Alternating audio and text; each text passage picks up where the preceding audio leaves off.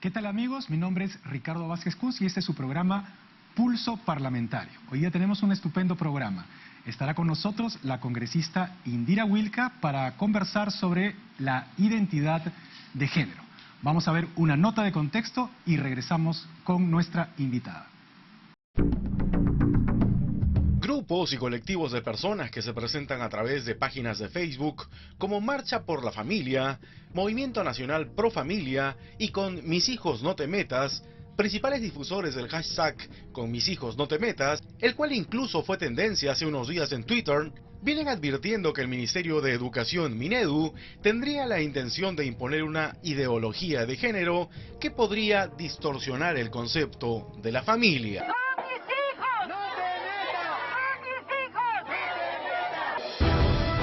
Ahora bien, ¿pero qué es la ideología de género?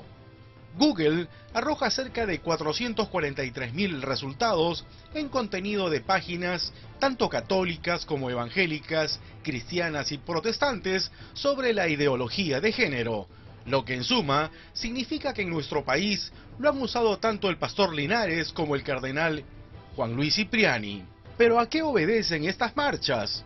Según el colectivo Con Mis Hijos No Te Metas, es el reclamo de los ciudadanos debido a que el Ministerio de Educación tendría entre sus planes difundir ideas supuestamente nocivas sobre la sexualidad a menores de edad, entre ellas orientarlos hacia la homosexualidad y ávidos onanistas. La respuesta por parte de los representantes del Minedu es que lo que están buscando es que los estudiantes aprendan e interioricen la igualdad de género. ¿Puede alguien decirme en qué texto se encuentra esta vaina de ideología de género? Yo no conozco la filosofía de esta del que hay detrás de ideología de género. ¿Qué libros se ha escrito al respecto? ¿Quién está promoviendo eso? Es una frase propia de los conservadores. Han señalado además que en realidad lo que se quiere es que los escolares respeten a todas las personas independientemente de su identidad de género. El Colegio Americano de Pediatras se ha pronunciado claramente en contra de la ideología de género por estar fundado en ideologías y no en hechos. Señala que el sexo en la especie humana tiene una característica binaria: o naces hombre, XY, o naces mujer, XX. Nadie nace con un género, todos nacemos con un sexo biológico. El género es el sentido de uno mismo como masculino o femenino, por lo tanto es un concepto sociológico y psicológico, no biológico. Aseguran también que el Estado no tiene por qué adoctrinar a una nación con conceptos de esta índole, sino respetar la diversidad cultural en forma natural. Sin embargo, tal estudio ha sido refutado por algunos investigadores, señalando que el citado Colegio Americano de Pediatras de Estados Unidos está formado por unos 500 pediatras conservadores que promulgan valores judeocristianos tradicionales y que fue fundado por un expresidente de la Academia Americana de Pediatras, luego de que ésta, que tiene más de 600.000 miembros, decidiera apoyar la adopción de niños por parte de parejas homosexuales. Por lo tanto, su postura en el tema está sesgada, aseguran. Ahora bien, abordemos algunos conceptos básicos sobre la identidad sexual. Los especialistas distinguen tres aspectos entrelazados entre sí que forman la identidad sexual de la persona. Esos tres aspectos son el sexo biológico, el sexo psicológico y el sexo sociológico. Además de esto, hay otros factores que conviene tener en cuenta. Hay que distinguir, por ejemplo, entre identidad sexual, orientación sexual y conducta sexual. Este es a grandes rasgos el criterio en el que se basa la identidad de género, un tema que da para el debate. Regresamos con Pulso Parlamentario. Antes de entrevistar a nuestra invitada, vamos a ver cuánto saben los peruanos sobre lo que se llama identidad de género. Hola chicas, buenas tardes. ¿Qué es para ustedes ideología de género? ¿Qué le puedo contestar? Es sobre la sociedad de la mujer y el hombre, ¿no? algo así, ¿no? Sobre el tema. Sobre el tema, ¿no? Sí, ¿no? Este debate que está. El debate que está habiendo tiene que ser un estudio más profundo sobre estas cosas, sí. Solo existe varón y existe mujer. Nada más. Lo que van a hacer después, eso en verdad está muy mal. Yo no estoy de acuerdo. Ideología de género es algo que se quiere estigmatizar al ser humano, es decir, que se quiere legalizar lo antinatural, ¿no? Porque al niño se le quiere dar sus... día a día se le está dando derecho a los niños, pero esto va en desagrado de la sociedad, ¿no? Por ejemplo, como el género, decirle a un niño que el homosexualismo está bien, darle sus derechos, pero si esos derechos están legalizados dentro de la Constitución, yo creo que es algo que se quiere corromper a la sociedad, porque esto trae más negocio y esto está dirigido por el nuevo orden mundial. Yo creo que va en desagrado de la sociedad. Bueno, yo como cristiano puedo decir que las cosas intermedias no existen, pues Dios ha hecho a hombre y a mujer, y alabado sea Dios por eso. Bueno, con las innovaciones de la propia naturaleza del hombre y la mujer, se sabe que ahora los géneros se confunden o se unen, como son los homosexuales y las lesbianas, ¿no? Entonces estamos hablando de un género ya generalizando en el aspecto del sexo, la orientación o la inclinación, por su divinidad orgánica, etcétera. De que, o sea, cada quien elige tener su sexo, pues, aunque Dios nos mandó masculino y femenino, pero ya es de cada persona. Con mis hijos no te metas, obvio. Nosotros las madres defendemos a nuestros hijos, ¿no? Es respetable, ¿no? Que se debe ahora de respetar a la ideología de género, tanto los niños como las niñas, que sepan su identidad. ¿Cree que el Ministerio de Educación está promoviendo una ideología de género? Yo creo que sí, porque se está respetando, que tanto los niños como las niñas tienen los mismos derechos. Amigos, vamos a hacer una pausa. La pregunta del día la tienen en sus pantallas y regresamos con nuestra entrevistada.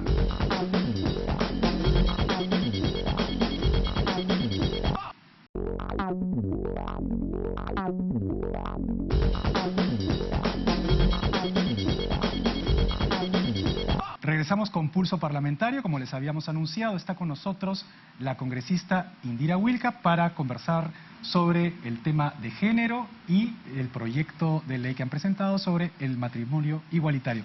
Indira, un placer. ¿Cómo estás? Muchas gracias, Ricardo. Gracias por la invitación. No, gracias a ti por asistir. Indira, hay dos posiciones básicamente en el debate público sobre el tema de género. El programa anterior hemos tenido a uno de los voceros del colectivo Con Mis Hijos No Te Metas, que ha abordado su punto de vista, y nosotros queríamos saber cuál es el punto de vista tuyo sobre el enfoque de género. ¿Existe o no existe lo que se llama ideología de género? Sí, a ver, yo quisiera mencionar primero dos cosas.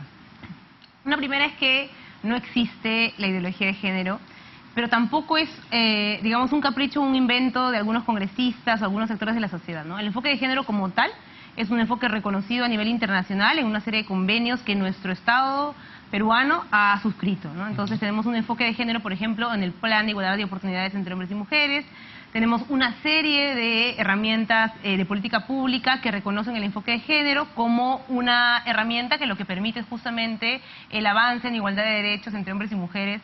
¿Y por qué lo ha ido incorporando el Estado peruano a sus políticas públicas? Porque es parte de un conjunto de instrumentos del derecho internacional que lo que permiten es justamente avanzar hacia una menor discriminación entre hombres y mujeres y en general hacia una menor discriminación de cualquier tipo de población vulnerable o minoritaria. Entonces, de eso estamos hablando cuando hablamos de enfoque de género, de un conjunto de normas, de enfoques, de políticas públicas que lo que permiten es avanzar hacia una no discriminación.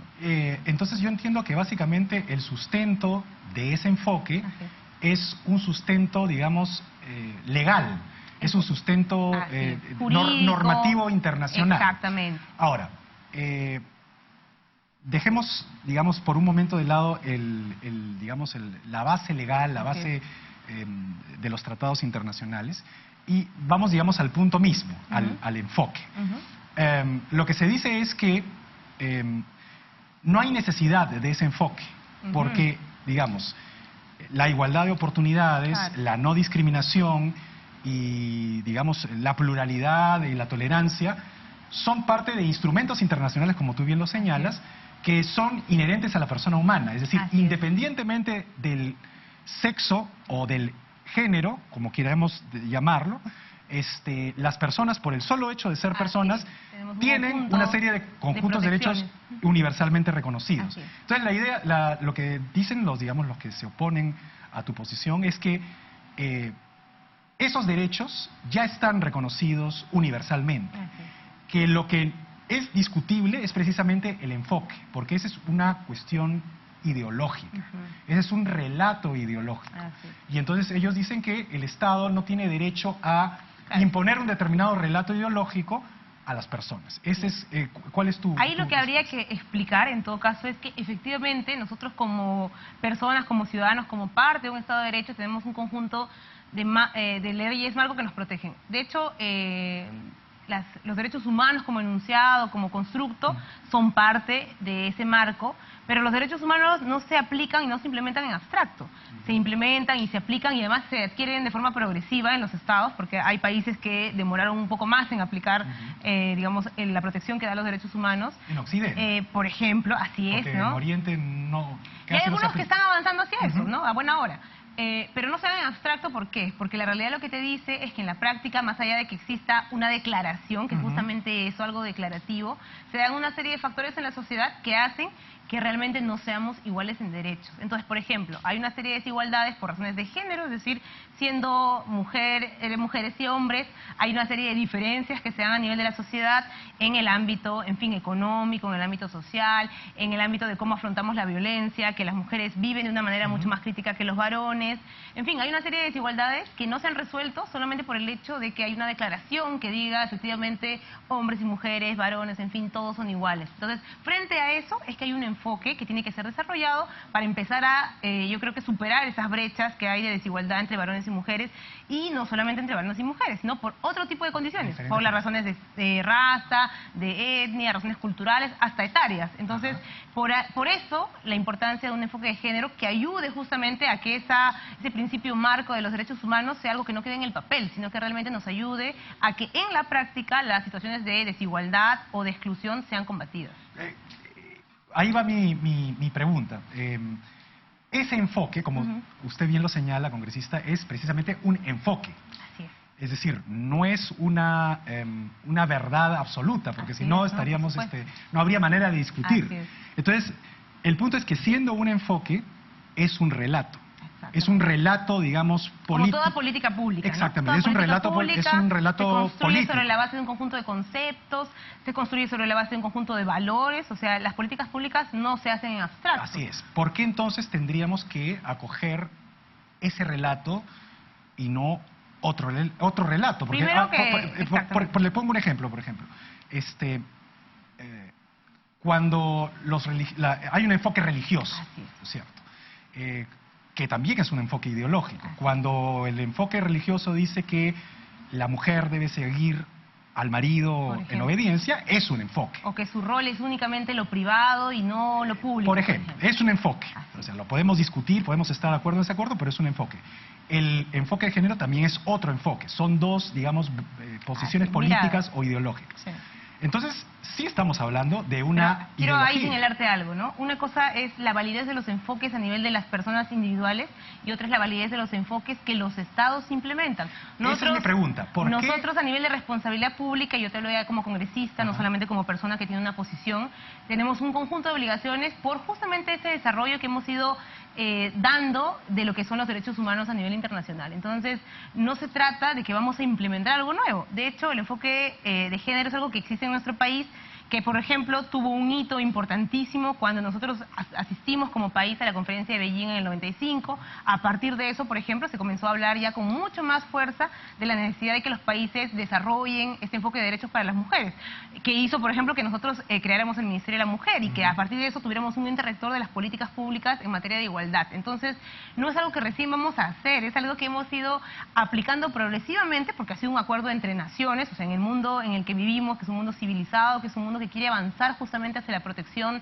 de los derechos para las personas, porque podríamos optar por, en fin, salirnos de ese marco de derechos y vivir de otra manera. No sé si en otro tipo de sociedades, pero hemos optado por vivir en una sociedad moderna, una sociedad que tiene un conjunto de valores que quiere poner en práctica, de no discriminación, de igualdad, de libertad. Que existen en la Constitución. Que existen en nuestra Constitución y que tienen que desarrollarse, ¿para qué? Para que no queden solamente, nuevamente, como te digo, en enunciados. Porque la práctica y la data dura, además, que también es obligación del país producirla para saber si ese enfoque grande, marco general que suscribimos a nivel de una serie de países, tiene un correlato en nuestra realidad. Entonces, ¿qué nos dice la data dura de la realidad peruana sobre ese tipo de situaciones? Que las mujeres, por ejemplo, en materia económica tenemos un conjunto de desigualdades que hacen que percibamos un salario menor estando igual formadas, teniendo la misma años de experiencia, teniendo maestrías, doctorados, en fin, una persona... ¿Cuál es el enfoque entonces ahí? ¿Cuál es el enfoque? Porque, digamos, primero reconocer que existe esa diferencia.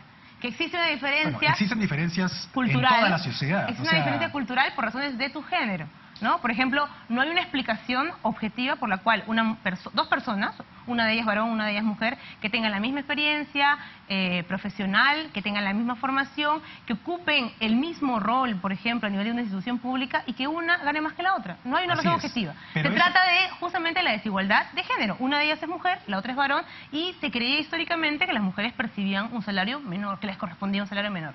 Eso para ponerte un ejemplo. ¿Cómo se manifiesta esa desigualdad de género en otros ámbitos? En la violencia, por ejemplo, es lo más, creo, explícito y lo más crudo.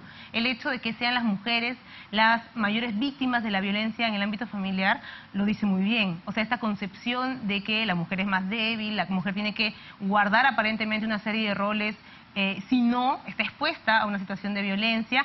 Habla también de la necesidad de combatir esta desigualdad de género. ¿Con qué? Con un enfoque que permita, primero, hacer consciente en los ciudadanos que hay esa diferencia, que lastimosamente partimos de una serie de prejuicios y de preconcepciones que ponen en diferentes niveles a hombres y mujeres. Entonces podríamos, digamos, convenir en que ese enfoque evidentemente es un relato político que el Estado incorpora. Como todas las políticas públicas y como los propios estados entonces son parte de un relato no le falta, político. digamos, razón a los críticos que es un enfoque ideológico. Mira, yo no sé si un como el de ellos es religioso, también digamos, es ideológico. La ideología es una cosa mucho más sistemática, o sea, una ideología tiene una serie es una concepción del mundo. Sí, pero lo que de alguna manera mucho más ordenada, sistemática, en fin. Lo que tenemos nosotros como parte de una serie de contenidos para las políticas públicas... Es esa concepción del mundo. Tiene que ver con una concepción mucho más amplia y que se implementa, yo creo que de diferentes maneras. Porque el enfoque de los derechos humanos, si bien es algo universal, cada país lo implementa, lo adecúa de acuerdo a su realidad. Tiene variables y condicionantes culturales que tú notas, porque, por ejemplo, Francia y Perú son países que suscriben los derechos humanos, implementan políticas públicas de acuerdo a lo que son los estados modernos, pero las realidades y la manera en la cómo se vive y cómo se concretan estas políticas son distintas. Entonces, en un marco, digamos, global en el cual estamos y con el cual compartimos una serie de principios del derecho internacional, estas políticas se aplican y se implementan de diferentes maneras, atendiendo y seguramente progresivamente a los cambios que se dan en las sociedades, ¿no? Ya, ahora, en todo caso, la pregunta que se hacen muchos es ¿por qué el Estado tiene que privilegiar ese tipo de concepción del mundo? Porque quienes están opuestos, que además por lo que vemos, manejamos las encuestas, es la mayoría, es una mayoría, ¿no es cierto? No. Por ejemplo, con el enfoque de igualdad de género, ha habido una encuesta hace muy poco, me parece, sobre la inclusión del enfoque de igualdad de género en el currículo de educación básica. Hay una mayoría, me parece, de 80% de personas que está de acuerdo con esa inclusión. Me parece porque entiende... Pero es que todo el mundo está de acuerdo en la inclusión, es decir, no creo que haya... La inclusión del enfoque de igualdad de género. O sea, por ejemplo, que las hombres... De oportunidades, podría ser. La igualdad de género, sí, la igualdad de oportunidades entre hombres y mujeres. ¿Cuál es la diferencia, entonces? Porque, claro, yo no creo que nadie de los oyentes que escuchan, ni los representados que usted tiene, está en desacuerdo con la igualdad de oportunidades. Sí, yo creo que sí. Pero nadie está en desacuerdo con, digamos, la tolerancia a las personas diferentes. Yo matizaría, porque sí hay un sector de gente, y creo que sobre todo ese sector de gente que ha estado movilizando esta campaña, que lo que intenta es desconocer que sí hay un conjunto de desigualdades por razones de género. Bueno, acá cuando tuvimos al representante nos dijo que no, que estaba de acuerdo con la tolerancia, que estaba de acuerdo con la igualdad de oportunidades y que estaba de acuerdo, en fin, con una serie de preceptos o valores, porque él decía que eran intrínsecos a la persona humana, que no podía estar en desacuerdo con eso. Lo que estaba en desacuerdo era con el enfoque, Porque ellos también tenían su enfoque y tenían derecho a tenerlo. De acuerdo. Pero lo que yo sí creo que habría que analizar bien es justamente esos discursos, porque tal vez estamos más de acuerdo de lo que creemos, y sin embargo los discursos que se reproducen a la hora de plantear las diferencias terminan evidenciando lo contrario. Yo, por ejemplo, he escuchado en el marco justamente de todas estas campañas de que se niega, por ejemplo, que las mujeres vivan un tipo de violencia particular. Y creo que ese negacionismo es parte de ese no reconocimiento de la necesidad de un enfoque de género. ¿Es o no es cierto que las mujeres sufren un tipo de violencia mucho más dura solamente por el hecho de ser mujeres? ¿No? Los feminicidios existen y ahora están afortunadamente en nuestro código penal por una razón. No es un tema solamente de darle un privilegio a la mujer y que ella tenga un tipo penal especial cuando es asesinada. Y no se trata de un crimen pasional, se trata de una estructura en la sociedad que hace que las mujeres estemos más expuestas, por ejemplo, a un tipo de violencia, a discriminaciones económicas de diversa índole y a que en lo público, por ejemplo, en la política, estemos más rezagadas. Este Congreso de la República, afortunadamente, para esta legislatura tiene un número significativamente mayor de congresistas mujeres, pero en los últimos años, a pesar de la cuota que tenemos obligatoria de 30%, no habíamos tenido un número tan alto de parlamentarias. Y eso no tiene que ver con que las mujeres no les guste la política, al contrario, yo sé de muchísimas que les encanta la política, que les gustaría participar, pero hay una serie de condicionantes que hacen que las mujeres, por ejemplo, no estén en los cargos políticos de representación, siendo un poco más del 50% de la sociedad, o sea, en términos de población. Entonces, todos esos factores de desigualdad, que te dibujan una desigualdad estructural, que no tiene que ver con un asunto individual, no es que a tal persona, en fin, en su casa no le dejaron ejercer sus derechos, no, sino que tiene que ver con una situación de desigualdad a nivel de la sociedad, necesita un tipo de herramientas para combatirla y para empezar a eliminar esas brechas. Esas herramientas constituyen lo que es el enfoque de género. Si sobre eso hay una ideología detrás o no, yo creo que eso ya es una discusión teórica que por lo menos a los tomadores de decisiones de políticas públicas no necesariamente les interesa, porque lo que necesitamos es resolver problemas para las personas con herramientas adecuadas para ello. Entonces, creo que de lo que se trata es partir de diagnósticos exactos, con información, con data, con cifras, que nos permitan decir cómo podemos contrarrestar ese tipo de situaciones. Ahora, hay un problema evidente que se desató, inclusive fue una de las causales de... no la principal, pero digamos, por lo menos se expuso en el debate parlamentario, que es la censura del ministro, pero que no tenía que ver exactamente con ese tema, pero sí había un problema en el ámbito de la educación. Es decir, al parecer, los opositores a lo que se llama la ideología de género dicen, ¿no es cierto?, sostienen que el Ministerio de Educación iba a implementar eso que se llama ideología de género, a través de una serie de guías para los profesores. Hubo mucha desinformación. Yo he tenido la suerte, además lo menciono para que lo sepan los televidentes. Yo tuve la suerte de reunirme con la ministra de Educación el día lunes, como parte de mis tareas en calidad de presidente de la Comisión de la Mujer, justamente para conocer más en detalle de esto, porque lo que yo conocía era la información que tiene el Ministerio ya colocada en su página web, ¿no? Pero yo lo que explicaba, y me quedó a mí clarísimo, y ojalá que esto sirva también para que le quede clarísimo a la gente y no haya ningún tipo de desinformación que a veces puede ocurrir, digamos, cuando hay ese tipo de documentación colgada en Internet, es que primero no existen estas guías que intentaban suponer que se iba a dar algún tipo de información no adecuada para los niños en la educación básica regular que no estuviera adecuada a su edad. Entonces, ¿qué es el Caperucito Rojo, por ejemplo? Claro, por ejemplo, a ver, lo que me ¿en qué contribuye el Caperucito Rojo a...? Yo te explico, Ricardo. Entonces, lo que me contaba es que, por ejemplo, esa información de unos cuentos, dentro de los cuales estaba este Caperucito Rojo, no era una guía para niños de ninguna manera. Era para una los guía profesores. Para los docentes, de los cuales ellos podían, si querían elegir, en fin, algún cuento que les ayudara a entender el tema, porque date cuenta que también hay muchos maestros que han sido formados de digamos, en una formación más tradicional y que no conocen esos temas. Maestros que enseñan química, física, matemática, lenguaje, en fin, no tienen por qué saber esos temas porque, como te digo, son variables y formas de entender las políticas públicas que se han ido implementando en los últimos años. Pero bueno, era una guía, me dijo, que era para los maestros, que nunca estuvo en vigencia, además, era una especie de guía de consulta que formalmente no era parte de los materiales del Ministerio, pero ¿qué es lo que sí está vigente ahorita?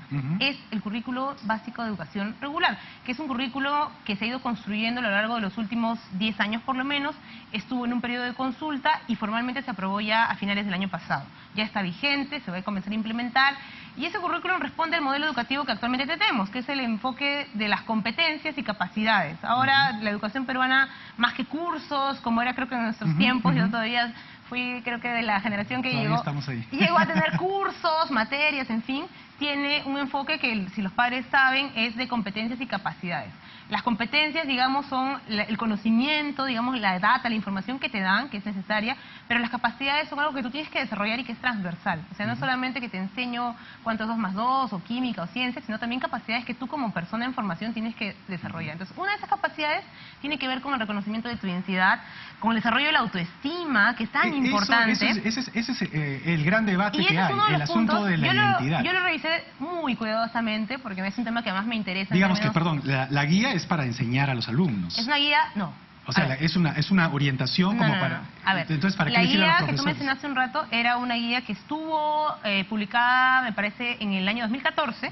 No fue una guía que se utilizó nunca para formar, sino que estaba colgada en la página del Ministerio de Educación. Entonces, si ¿cuál es el sentido de tener una guía que no se va a utilizar? Claro, es que ese es el... Bueno, ya será un tema de gestión del Ministerio, pero es una guía que estuvo colgada, que se produjo como material de consulta, pero no es que era obligatoriamente, digamos, la que formaba a los docentes. Ajá. Lo que está en vigencia ahora es el currículum de educación básica, que no tiene nada que ver con los cuentos ni nada. Como te digo, tiene 2 tipos de contenidos: las capacidades y las competencias que tienen que desarrollarse en cada nivel escolar. Entonces, para el nivel inicial, para el nivel primario, para el nivel secundario, hay un tipo de capacidades que tienen que irse desarrollando. Desde la formación de comprensión lectoescritora, la formación, en fin, de cálculo matemático, la parte esta de la capacidad emocional, que es también fundamental para los alumnos, y en en ese desarrollo de esa capacidad de autonomía, de autoestima y de desarrollo de la identidad, es en el que se van mencionando una serie de enfoques que son transversales, ¿no? Que no son contenidos, digamos, que no es que te dicen, o no es que complejizan y no es que se le enseña a los niños el enfoque de género ¿no? Sino que se les enseña, por ejemplo, a que no existen, por ejemplo, roles que son innatos a los niños y a las niñas. Es decir, que no es que una niñita en inicial va a poder jugar solamente con la cocinita y el niñito solamente con la pelota, sino que son roles que se aprenden, que hay que empezar más bien a comprender que ese tipo de roles no son, privativos de uno de los dos. Eso es importantísimo, porque eso va marcando la posibilidad que luego los niños y luego los adolescentes comprendan que los roles no son algo impuesto totalmente, digamos, por la naturaleza. Es una cosa que se va aprendiendo socialmente. Y aprenden a respetar, además, a quienes cumplen determinados roles, ¿no? Estamos por terminar. Nos ha quedado corto el tiempo. Sí, faltó el asunto del proyecto. Ese tema que a mí me apasiona, Así la verdad. Es. Un mensaje que usted quisiera transmitirle a sus representados. Yo quisiera, me hubiera gustado comentar el tema del proyecto de matrimonio igualitario. Sé que ha sido un tema que ha despertado mucho interés, muchas preguntas, muchas opiniones también, no necesariamente a favor. Y yo lo que quisiera decir es que nuestra obligación como parlamentarios y parlamentarias es garantizar que todos los peruanos y peruanas tengan los mismos derechos.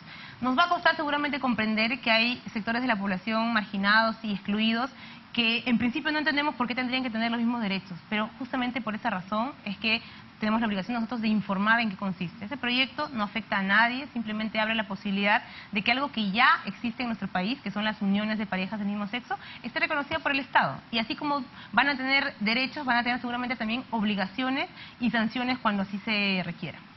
Vamos es un tema amplio y debatible, nos ha quedado corto el tiempo, le agradezco infinitamente su presencia y con nosotros vamos a la pausa y regresamos en un instante.